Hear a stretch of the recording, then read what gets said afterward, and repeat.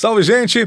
Começando mais um PGMB especial e a gente está com um probleminha aqui de tela azul, mas é um problema que aconteceu globalmente. Daqui manchetes dos principais jornais de hoje, Charlão, no Brasil e no mundo. Bradesco e XP e mais bancos tiveram problemas por causa de pane global. Problema da plataforma de cibersegurança CrowdStrike afetou sistemas em todo o mundo. Mas Correio Brasiliense, a manchete de hoje foi a seguinte: apagão global cibernético afeta bancos e aeroportos em todo o mundo. Reuters.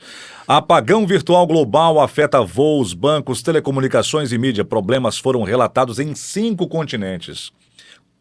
Coisa séria, hein? BBC. Problemas causados pelo apagão cibernético podem levar dias até serem corrigidos. Forbes. Apagão cibernético global interrompe voos e afeta bancos, telecomunicações e mídia.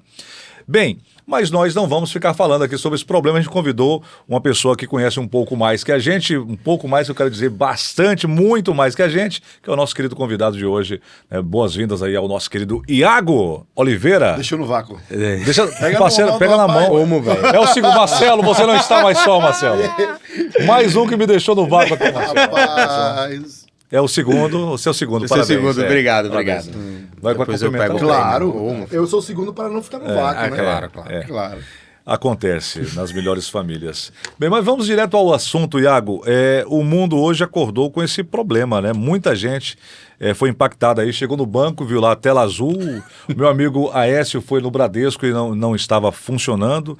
E aí muita gente mesmo foi afetada, e não só no Brasil, no mundo inteiro, né? Aeroportos também. Fora do que aqui. Muita tela azul, assim como nós também fomos afetados aqui. Tela azul. O que está acontecendo, meu jovem Iago? Boa noite. Tivemos um problema. Bom dia, boa noite, boa tarde. Boa tarde, boa noite. E bom dia. Vocês cortam depois. Iago quase deu tela azul agora, mas tudo bem isso aí. Mas vamos embora. Tivemos um problema, na verdade, de atualização de uma ferramenta de cibersegurança, uma ferramenta bem grande de cibersegurança, e que ela impactou diretamente o Windows. Então o Windows, que é o sistema operacional que todo mundo tem em casa, acho que 90% das pessoas tem em casa. E aí ele foi impactado. Então aquela tela azul que a gente geralmente tem de vez em quando compra essa aí que tá aí, acabou aparecendo em situações que não eram interessantes. Tem uma imagem emblemática no aeroporto, acho que é na Finlândia, que todos os monitores estavam com essa tela azul aí do fundo. Inclusive aqueles que diz a chegada, a saída dos aviões, todo mundo tava com tela azul e tava emitindo a passagem na mão, estavam preenchendo o formulário manual para poder continuar com o mínimo possível de voos. Então foi basicamente isso. Foi algum júnior que apertou uma tecla errada? Alguém subiu para produção sem testar. Então ninguém testou o negócio. Mas foi o Windows, o problema foi só o Windows? Foi um problema da Microsoft? Foi um erro da Microsoft? O Windows, coitado, nessa vez ele apanhou de graça. Ele tá tomando um cacete de graça, tá tomando de rebarba. E foi uma atualização do sistema da CrowdStrike.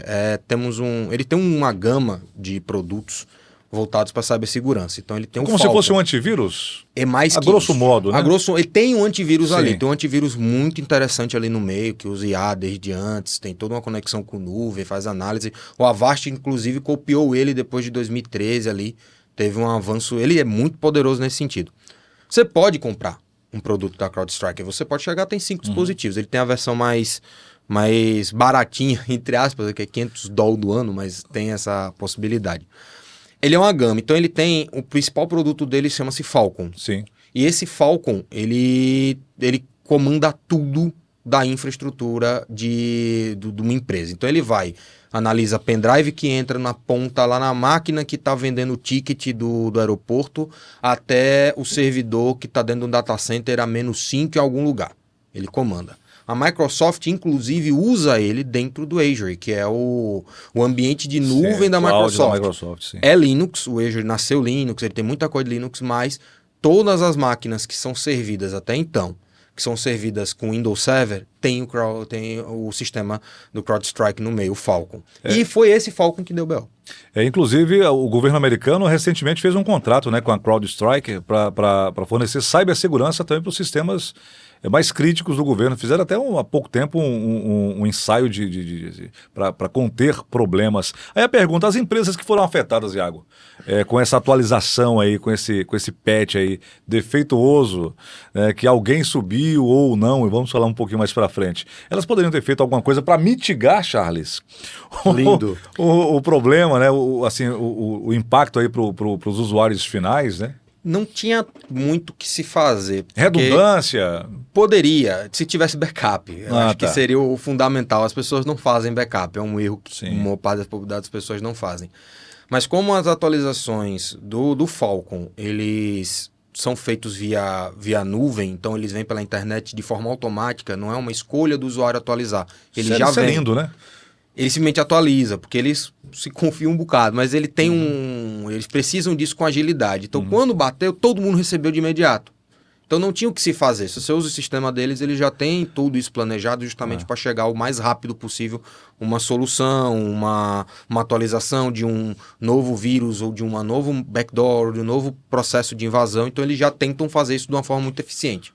Ou seja, o privilégio dele junto com o sistema é total, né? Essa é uma das principais críticas minhas, inclusive, ao modelo que é feito. A gente pode falar mais para frente, mas só dando uma palhinha, a forma como a maioria dos sistemas, principalmente sistemas de drive, de dispositivos que você compra, elas se instalam no Windows, não é eficiente, não é seguro, inclusive. Porque você chega num camelô qualquer, um Xing Ling desses da vida, e você compra um dispositivozinho de áudio. Uma plaquinha de áudio bem ruim. Coisa inocente, né? Bota no sistema. Esse drive que você vai colocar, que vem lá, que você baixa no site do Windows, ele vai se conectar no nível acima de permissão de administrador no sistema. Dentro do sistema operacional. Então, ele vai competir com o kernel direto do Windows. Então, você pode estar colocando uma coisa lá dentro que não tem segurança nenhuma, que não tem atualização. Então, esse tipo de coisa, não dá o meu ver, tinha que ter um controle maior. Vamos fazer uma analogia aqui. É como se você colocasse um novo órgão num corpo, ele fica ali reconhecido pelo sistema como se fosse uma parte do hardware do computador. Né? O kernel, para deixar bem claro, o kernel é o núcleo. É o que liga o hardware ao software. E ao sistema operacional, vai além. Então, vamos imaginar que você tenha o alicerce de uma casa. Você constrói o alicerce.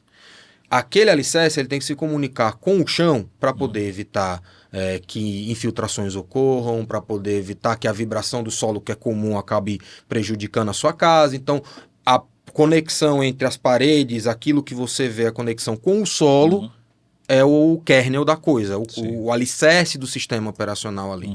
Então, quando você deixa alguma coisa que é externa se conectar com isso e ter um nível de controle maior, você acaba tendo um problema sério ali de confiabilidade do sistema. Não é à toa que o Windows, quando saiu tela azul, todo mundo fez piada, porque já é comum. As pessoas já estão acostumadas a ver tela azul do Windows desde sempre, né? Eu confesso a você que faz muito tempo que eu não vejo tela azul, né? Não. Teve uma tela azul aí. Foi? Quando?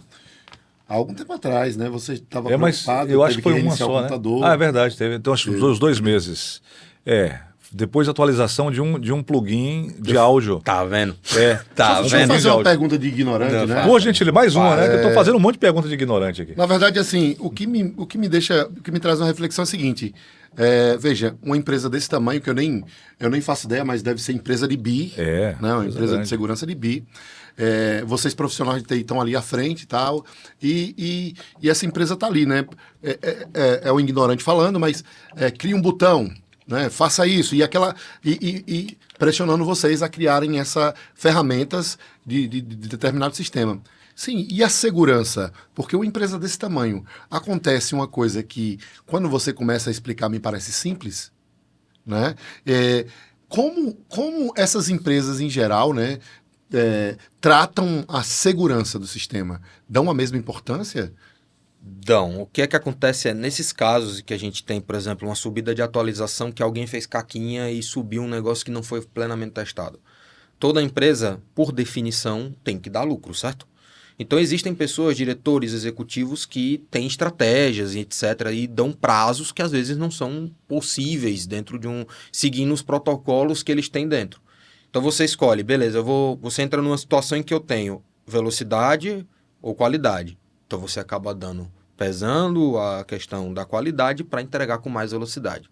Isso provavelmente, estou dizendo que foi, mas isso acontece com uma frequência muito grande no meio de desenvolvimento de software, no meio de entrega desses produtos digitais. Você tem que sempre estar escolhendo, eu vou dar qualidade ou eu vou dar velocidade para aquela entrega. O mundo ideal não teria acontecido, porque alguém teria testado numa versão do Windows e teria visto que aquilo ali não tem. Então, alguma coisa deu de errado no processo de entrega. Essas empresas têm esses processos para poder mitigar isso, mas nem sempre são obedecidos, porque alguém numa cadeira mais elevada de hierarquia disse, olha, tem que entregar hoje. A coisa é complicada. Mas vamos lá, a resolução do problema, como o Charles falou, parece ser bem simples, Iago, é acessar a máquina no modo de segurança, né? Nossa. E não, estou falando de uma máquina só, tá? Não estou pensando globalmente. Mas basicamente você acessa o Windows em modo de segurança. Isso. Vai lá na unidade C, na pasta System32, Drives, CrowdStrike, e aí apaga um tal de 0000291 *.sys. Seu inglês está maravilhoso. Quase que eu me apaixono. CrowdStrike. Seu R foi. É um bonito, quase mineiro, né? goiano. Gostei. Lembrei dos goianos agora. Ficou lindo. Basicamente excluir esse arquivo, esse drive, né, que está lá instalado. Na verdade, é a impressão sys. que eu tenho também, né? Que quando ele Você fala. deleta o drive. Mas um drive só acabou o problema. Isso, porque é o Falcon Sensor. Sim, é ele sim. que fica monitorando o sistema ao nível de kernel, mais uma vez, que tenta ver tudo o que acontece para poder reportar e tentar analisar. Mas então, aí no caso Mega, isso é um BO gigantesco. Se eu imagine o seguinte, essa atualização chegou via internet, Sim. certo? Então veio automática, ninguém precisou ir lá e clicar o botão. Só que o computador desligou, ele deu problema no Windows, ele desligou, ele não tem acesso à internet nenhuma. E toda vez que você tenta ligar, ele não acessa, porque dá os problemas de tela Modo azul. de segurança de acesso à internet não, né? Só o local, Ele né? tem, mas ele não liga com os drives habilitados. Ah. Então, o que está dando problema, nativamente já vem desligado. Entendi. Você só fica com o básico do básico ali para funcionar. Ele não vem com drive de vídeo, por exemplo. Sim. Então, se você tem uma placa de vídeo, ela já vem com a resolução toda zoada, porque ele não carregou ele. Então, você ele habilita de forma extremamente sem nada, não tem acesso à internet. Então, a atualização que deveria chegar via internet não chega, o computador não está. Então, você tem que fazer isso offline. Aí você tem um data center com 2.000 máquinas usando o Windows Server que atualizou esse negócio. Isso é muito legal. Então, você tem que fazer uma por uma. Em cada um dos servidores você tem que fazer isso. Ou seja, parabéns aí, bom trabalho, bom fim de semana para os colegas. Bom fim de semana pra galera de TI, infra, né? a galera de de infraestrutura, né? Nossa. Todo mundo feliz da vida. Esse 19 de julho de 2024 vai ficar na história, no coração, né? Vai. A turma vai amar esse Estavam 19. zoando, brincando, o William que tava lá, todo mundo tava zoando que esse é o bug do milênio que chegou atrasado. Rapaz, o bug do Barrichello, né? O bug do Barrichello, exatamente. Então é isso, vamos lá. Resumindo, para ficar bem mais simples, resumindo, o problema que aconteceu hoje foi uma atualização defeituosa, é isso? Exatamente, né? foi. De Pronto. entre aspas, antivírus. Eu não diria antivírus, porque fica muito Ou de um sistema de segurança. De um sistema de cibersegurança. Isso, antivírus para ficar simples, para as Pronto, pessoas isso. entenderem. Isso. Né? Então é como se fosse o antivírus, que tem um privilégio grande na máquina, ou seja, ele acessa a tua máquina por inteiro, tem um driver com defeito, e aí ele e o Windows não se comunicaram. Aí quebrou e aí o alicerce encerraram o relacionamento. Falou, não falo com você, você não fala comigo, acabou. Você é feio, bobo e chato. Então, na verdade, a impressão dos leigos que tem sobre... É isso que eu estou falando, sobre segurança. Isso aí, veja, o que a gente está falando aqui aconteceu um erro. Simples, certo? Mas o erro poderia ser complexo. Ou não. Poderia. Entendeu? Então, o que eu penso é que as empresas, né, precisam ter mais cuidado com a cibersegurança. Então, é aí que tá. A gente tem... Quem gosta de aviação, quem ouve aviões e músicas, por exemplo, sabe redundância que... da redundância da redundância, Isso. né? E aí você tem um acidente, acontece uns incidentes, e você aprende com esses incidentes para não acontecer de novo. Eu garanto que depois dessa atualização, alguma coisa vai mudar nos processos, inclusive dentro da própria Microsoft. Porque não manchou, como eu falei, a culpada foi a CrowdStrike. A culpa é totalmente dela. O Windows está apanhando por tabela, porque já tem essa fama. Mas a própria Microsoft vai ter que repensar o acesso ao kernel. A própria Microsoft vai ter que repensar na forma como os drives chegam. Isso com certeza vai. E eu entro em outras discussões, inclusive. Eu entro na discussão e o monopólio em cima de TI. Porque você veja, 90% dos computadores pessoais e dessas pontas são Windows. Então, até que ponto isso é saudável no mundo da tecnologia? Você tem o Linux dominando, não estou falando que, porque tem que usar Linux. Não, eu uso o Linux desde 2008, mas eu sou minoria da minoria e eu sei que isso não vai mudar tão cedo. O ano do Linux no desktop vai chegar qualquer hora dessa. Mas o que eu chego até que ponto isso é saudável? Até que ponto você ter uma marca que domina tudo e tá tudo na mão dela faz algum sentido? Isso acontece também nos smartphones Android, né? O Android hoje eu acho que o market share é mais de 80% é Android, né? Então, aí você tem E graças a Deus o Windows Phone não emplacou, porque você imagina, seria o Windows Phone, o Windows em tudo, né? No telefone, no smartphone, no óculos, no vestível, no IoT, em tudo, né? Ia ser uma loucura. Mas é isso. Então, basicamente foi isso. Então a solução é acessar a máquina em modo de segurança, e aí apagar lá o driver do Falcon, que é o driver defeituoso. Agora, Iago, a gente ouve muito, Charles, nas redes sociais e na grande mídia também. A grande mídia, vou contar aqui um segredinho, mas isso aí ninguém conte pra ninguém não. Isso aqui é segredo de Estado, tá? Quando você ouvir um coleguinha jornalista falando muito, estaria, não sei se eu conto, vou contar. É porque ele não tem certeza do que ele está falando. Ele está passando à frente a algo que alguém supôs. Então, não existe certeza nenhuma. Então, quando teria, é pretérito do futuro, né? Então, assim, é porque a informação está bugada, tá zoada.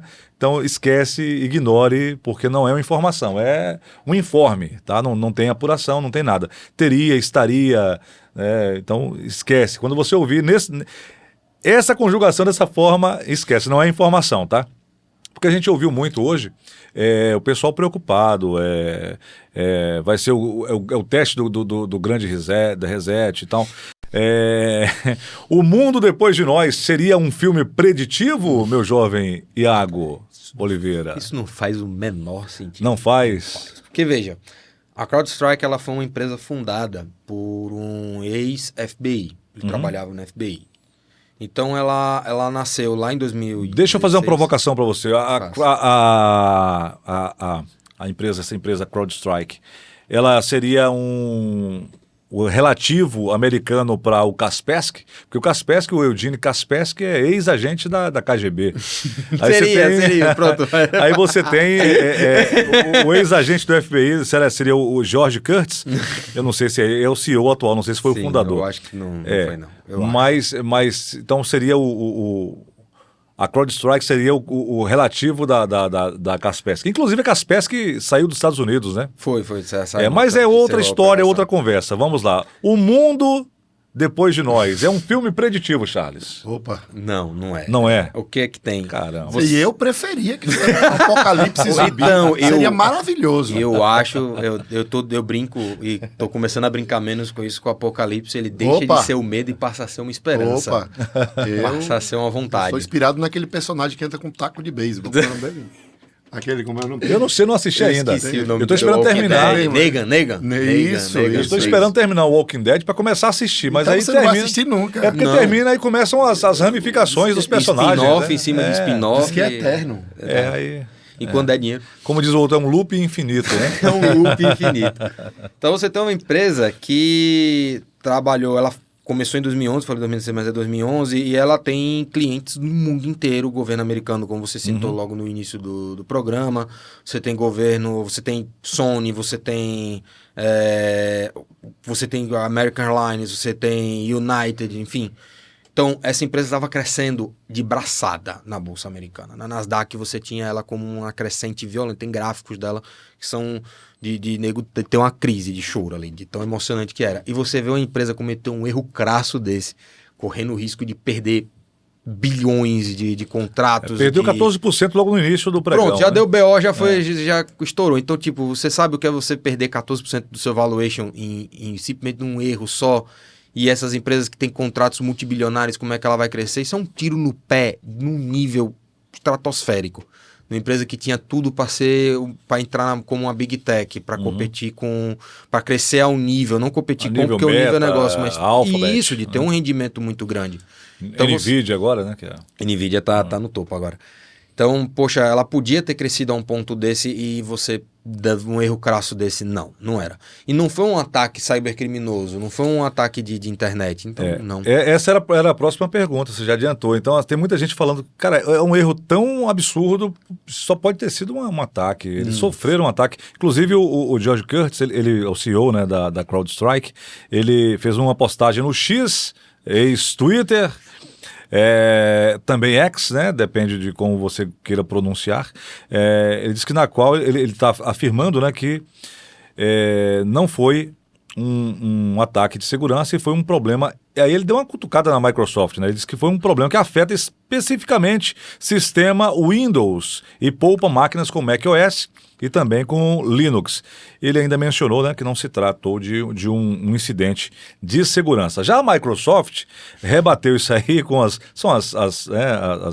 geralmente 1, 2 linhas, eles são muito econômicos, né, em grandes crises, até para não trazer, né, especulações, né? A Microsoft falou, abrindo aspas, estamos cientes de um cenário em que clientes enfrentam questões com suas máquinas, causando uma verificação de bug, que é a famosa tela azul, né, a verificação de bug.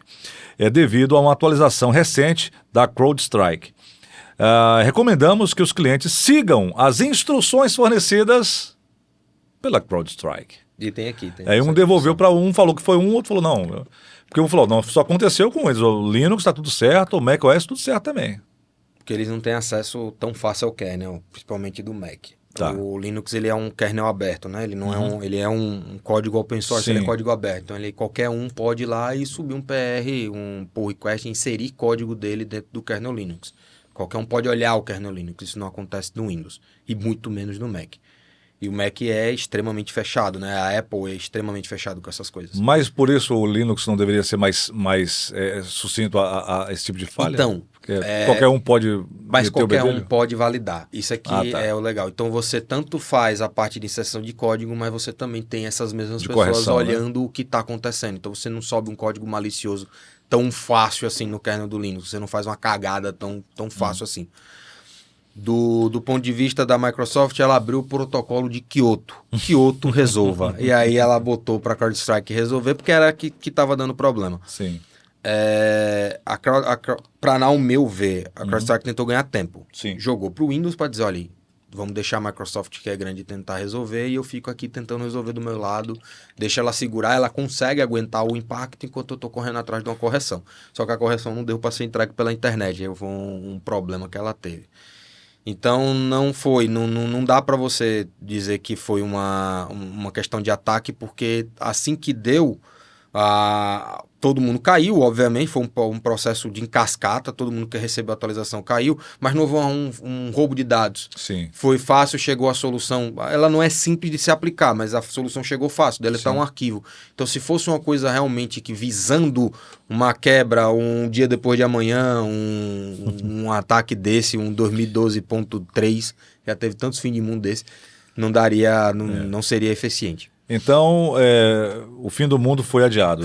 De novo. De novo? De novo. Não foi dessa vez, Charles. Opa. Então é isso, acho que ficou claro, né, Charles? Eu fico preocupado, né?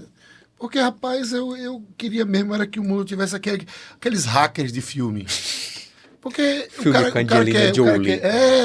cara que é ignorante, o cara imagina que tem uns caras que não fazem nada o dia todo. No porão, né? No porão, né? Especulando, tentando roubar algum banco, fazer alguma entrada, hackear alguma coisa. Não é assim não, bicho? Não, poxa, que pena. que pena, geralmente né? os hackers hackeiam pessoas, às vezes não hackeiam sistemas, eles hackeiam também sistemas, né? Mas geralmente... Aquela história de entrar na NASA, no FBI, hackear, ver lá o nome de alguma... Né? Não tem isso, não. Os grandes hackers que eu conheço, que estão na história da computação, 90% dele fez isso porque ele queria provar que podia. Só isso? Só pela leve e momentâneo momento dizer, eu consegui, pronto. Sabe, estender uma bandeira no Monte Everest é tipo isso. A galera diz, olha, eu consigo. Se eu quiser, sabe aquela ideia do se eu quiser. Se eu quiser, então eu posso, caras né? Só 90% é isso, bicho, 90% é isso. Mas Poxa, William Leal. Você pensou, né? Eu pensei que a gente saía daqui com um filme escrito. Não. Não, William Leal. Resolvemos o problema da nossa tela azul, né? Você vê que já não está mais tela azul. Tem ali a mão do nosso técnico ali já resolvendo aqui o probleminha aqui do PGMB. E é isso. Eu acho que por hoje é só. A gente esclareceu aí, né? Com a ajuda do nosso querido Iago. E eu fiquei triste porque eu tô imaginando que era um teste pro... O Iago falou, não, é realmente um teste pro grande reset. Até porque William Leal, você falou uma coisa aqui que eu preciso de esclarecimento. Você falou 2 vezes. 2 vezes o quê? Tecnologia, mas eu preciso entender. Tecnologia. O que é redundância para tecnologia? Porque você aplicou redundância muito... numa situação muito específica, eu acho que o pessoal não entendeu nada. Isso é redundância. Redundância, eu vou lhe dar um exemplo. O pneu step do seu carro é uma redundância. Você tem 4 pneus rodando, você tem um lá parado, para quando der, como diz Iago, caquinha no pneu, você tirar e colocar outro no lugar. Entendi. Você fez caquinha, passou no buraco. Passou no buraco, estourou o pneu, né? Consegue trocar. E é por aí. Sim. Mas grosso modo, né? De forma bem. Sim. Um no-break é uma redundância. Você está ligado na energia, mas você tem um no-break. Se a energia for embora, você tem um no-break. Uma bateria ali. Você tem 2 sistemas. Você tem backup. Backup é uma redundância. Você tem um sistema rodando e você tem um outro paralelo. Eu estou gravando aqui, a gente está gravando e o nosso vídeo, o nosso áudio sendo gravado em 2 lugares diferentes. Isso é redundância. Você teve problema em um lugar, você consegue resolver em outro. Né? Fazer um outro charge para ser um redundância. Exatamente, podemos fazer. Se você tem um backup. Um backup, de uma máquina com Windows dessa que deu esse problema. Se eu tenho um backup anterior a essa atualização, só precisa subir a atualização e acabou. Resolveu, porque o arquivo não vai estar lá. O arquivo que gera o problema não vai estar lá. Inclusive, o Windows tinha isso, né? Pontos de restauração. Você tem ainda, né? Tem. E detalhe curioso. Acho que começou a vir no XP, não sei se foi no XP, eu não me lembro. Eu acho que no final tem, mas ele não era dos anos tão 2000. eficiente. Ele não era tão eficiente. Que eu sou do Windows 3.1, então eu sou bem antigo, velho, né? 93, primeiro acesso, eu sou velho. Velho. Mas tudo bem. Né? Sigamos. Tem um detalhe interessante que é sobre criptografia. As pessoas hoje em dia têm dado... Criptografia está na moda, né? Você tem criptografia ponta a ponta no WhatsApp, que é a mensagem que eu recebo, ninguém consegue ler, que está tudo criptografado. E aí o Windows, ele criptografa todo o disco. Numa situação dessa, que você precisa acessar o disco para apagar um arquivo, como é que você executa se está criptografado? Então, muita gente se lascou nessa brincadeira. E aí, ninguém sabe muito bem como fazer. No caso do Linux e do Mac, só é criptografado a parte dos arquivos pessoais do usuário. Então, a parte do sistema não é, porque não tem dado sensível ali. Tem um ou outro, mas nada prejudicial. Aí o Windows não, ele criptografa tudo. Então, você está lá, vai tentar acessar para apagar o arquivo. Não tem arquivo, não tem como, né? Como é que resolve? Não resolve. Ele não tem backup também, acabou. Formatar e fazer tudo de novo. Aí perde dados do usuário no processo. É o famoso sentar e chorar, né? Mas eu estava esperando aqui que o Iago falasse, quando perguntasse, Iago, isso é um teste para o grande reset? Ele é realmente, Klaus Schwab, meu querido amigo o Clau, né? O Schwab. Fundador do Fórum Econômico Mundial de Davos, publicou recentemente lá na sua rede social isso, e aí realmente é um teste que estamos fazendo aí para... Mas não é. Não. Foi alguém fez. Sinto informar. O estagiário subiu o arquivo que não devia. Tem uma frase. Será que esse estagiário vai ser demitido? Eu não sei, né? Então ele vai ganhar um aumento. Ele vai ganhar um aumento. Depende, né? 14% de aumento, inclusive. Ele ganhou automático. Dizem que na dúvida entre alguém fez algo assim por ser muito ruim, ou desejando o mal do outro, ou a estupidez, nunca descarte a estupidez humana, né? Nunca. Diz que é... Não, mas mais estupidez se você deixa um estagiário fazer um serviço dele. Mas não foi estagiário. Não foi não, tô zoando. Alguém subiu, alguém autorizou. Não, eu só acho que a gente tá aumentando o nível de estupidez. Porque se não foi um estagiário... Piorou, né? Tá piorando a situação. Tá entendendo? Alguém autorizou. Essa pessoa teve um dia difícil. pra caramba hoje. Hoje ela teve um dia muito difícil. Não duvido. Eu acho que ele, inclusive, deve ter dado tela azul. Ele deu. Eu estava procurando aqui essa frase, né, que é atribuída a Albert Einstein. Duas coisas são infinitas: o universo e a estupidez humana. Mas, em relação ao universo, ainda não tenho certeza absoluta. A estupidez eu tenho. E a gente encerra assim o nosso episódio especial, agradecendo aqui o nosso querido Iago Oliveira, desenvolvedor web. O que mais, Iago? Sou desenvolvedor mobile. Web. Engenheiro da computação. O que mais? Engenheiro da computação. Especialista em dispositivos móveis. Fazendo mestrado agora também, né? Será que é meio ambiente? Não é. Mas ele gosta também dessa área agro, né? Ele tem uma dúvida, eu queria até tirar. Por favor. Como é que um nerd joga futebol americano? Isso aí vai ser o próximo episódio. Vamos conversar com ele no próximo episódio sobre futebol americano, aquele esporte legal que eu não entendo nada. Legal, tem minhas dúvidas. Olhe, veja bem. Próximo episódio com o Iago, a gente fala sobre futebol americano. Olimpíadas, vai explicar pra nós. Valeu, jovens.